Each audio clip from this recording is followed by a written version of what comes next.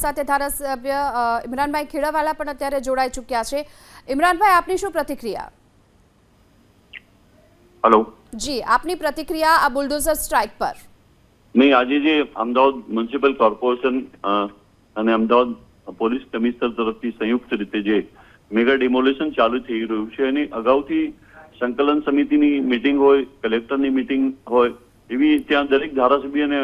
MP રજૂઆત કરતા હતા કે આ બાંગ્લાદેશીઓ અહીંયા આવીને વસેલા છે, જે પુરાવાના, જેમના પાસે કોઈ જાતના પુરાવા નથી, તેવા લોકોને દૂર કરવા જોઈએ અને સરકારી જમીનના ઉપર જે બાંધકામ છે, સરકારી જમીન અને તળાવના આજુબાજુ જે સરકારી જમીનના ઉપર બાંધકામ કર્યા હોય તો ચોક્કસ હું સમજુ છું તેને દૂર કરવા જ જોઈએ। કેમ કે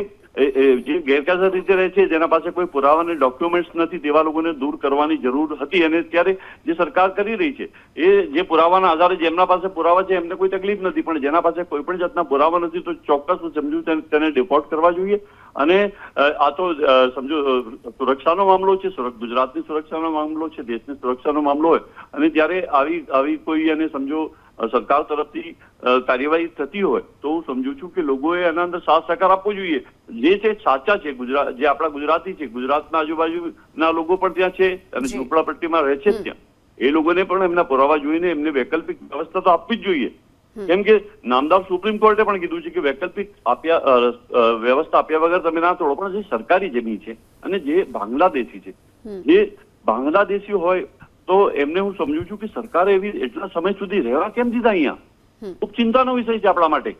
પણ ઇમરાનભાઈ, થોડી વાર પહેલા જ્યારે અમે ધારાસભ્ય અમિતભાઈ શાહ સાથે વાતચીત કરી તો તેમણે એવું પણ કહ્યું છે કે ત્યાં સ્થાનિક નેતાઓની સંડોવણી પણ ખુલે છે, આ અંગે તેમને ફરિયાદ પણ મળી હતી, એ અંગે પ્રતિક્રિયા? સરકારમાં આવી કોઈ સ્થાનિક નેતાઓની સંડોવણીના પુરાવા મળ્યા હોય તો સરકાર પાસે એ સત્તા છે કે સત્તાના આધારે સરકારના અધિકારીઓ તપાસ કરી શકે છે અને એમાં જે પણ હોય એમાં કોઈ સવાલ જ નથી। જે કોઈ હોય અને જ્યારે સરકાર તપાસ કરવા માંગતી હોય તો સરકાર ચોક્કસ તપાસ કરી શકતી હોય। તો જ્યાં અમિતભાઈનો જે પ્રશ્ન હતો, ચોક્કસ જે પ્રમાણેના પુરાવા હશે અને જે લોકોનો ઇન્વોલ્વમેન્ટ હશે તો એ સરકાર એની બી તપાસ કરશે અને સરકાર એના પણ કાર્યવાહી કરશે। જી ઇમરાનભાઈ, આપે જે પ્રકારની વાત કરી કે સરકાર ચોક્કસથી આ અંગે કાર્યવાહી કરશે, થવી જ જોઈએ, કારણ કે તેના કારણે જ આ પ્રકારે અહીં આવા ન્યુસન્સ જે અપરાધિક પ્રવૃત્તિઓ છે તે ચાલી રહી હતી અને એ પણ ત્યારે બહાર આવ્યું કે જ્યારે આટલા મોટા પ્રમાણમાં જે બાંગ્લાદેશીઓ છે ગેરકાયદેસર અહીં વસવાટ કરતા હતા અને તેમની તપાસમાં ખુલાસો થયો છે, તો જે સ્થાનિક નેતાઓની સંડોવણી સિવાય એ તો શક્ય નહોતું, એ પણ સાચી વાત કહી શકાય? સ્થાનિક નેતાઓના અંદર એવું છે કે સ્થાનિક નેતાઓની આપણે જે વાત કરીએ છીએ, સ્થાનિક નેતાઓના અંદર કોઈ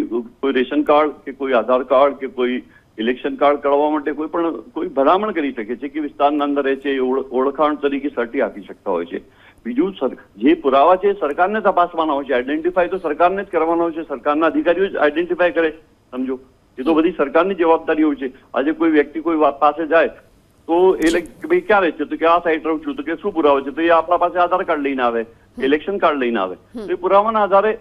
એને કોઈ પણ ભલામણ કરતા હોય છે। પરંતુ જ્યાં હું સમજુ સુરક્ષાનો મામલો જ્યાં હોય તો ચોક્કસ જે પ્રમાણે સરકારને કાર્યવાહી કરવાની છે કરવી જ જોઈએ અને ગુજરાતના જે પોલીસ અધિકારી છે, કોર્પોરેશનના અધિકારીઓ છે જે અત્યારે કરી રહ્યા છે,